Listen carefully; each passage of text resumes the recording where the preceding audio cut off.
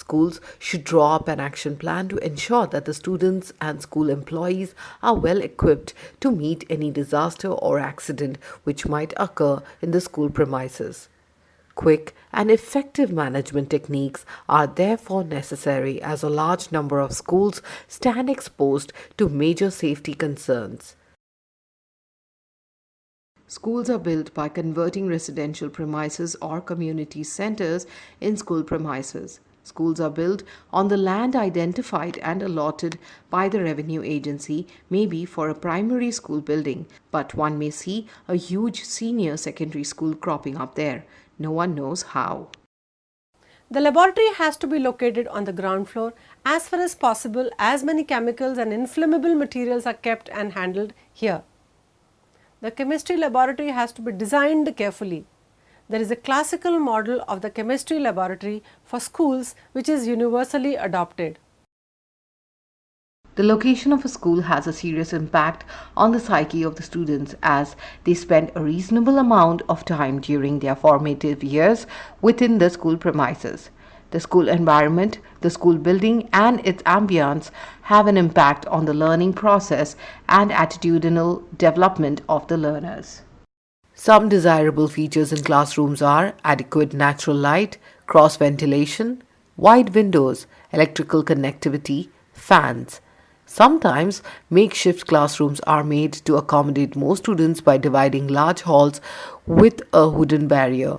Teachers should be well trained to handle some common issues like heat burns, acid burns, irritation in the eyes due to fumes, inhalation of fumes and resultant breathlessness, evacuation procedures and accident recording procedures. Let's understand how schools should attend to an accident that involves school buses.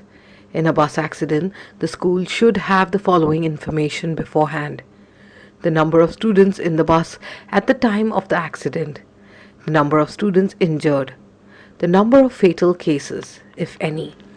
The design of school furniture calls for careful planning. Some points that have to be considered are: it should be appropriate for the intended age group, the height, the seat space, the leg room, and space for keeping the books or bag need to be kept in mind. Facilities for coordination with nearest hospital should exist. In co-educational schools, special care should be taken for counseling of girl students during onset of menarche. Let's now discuss about the response to explosions in schools.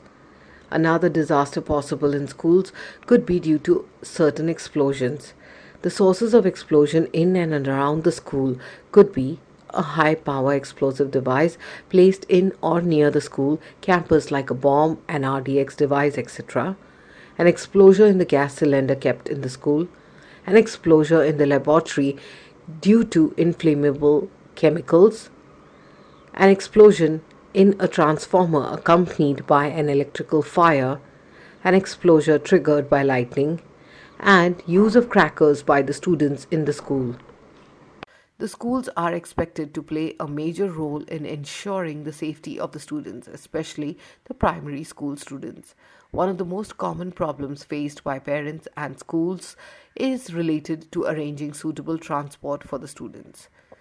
Some of the behavioral patterns exhibited by the students include showing an overt sexual behavior in the presence of the opposite sex, speaking or laughing loudly in the presence of the opposite sex, make casual or obscene remarks about others, threatening the members of the opposite sex with dire consequences, stalking the members of opposite sex and misbehaving with fellow students seated in adjacent seats in the buses.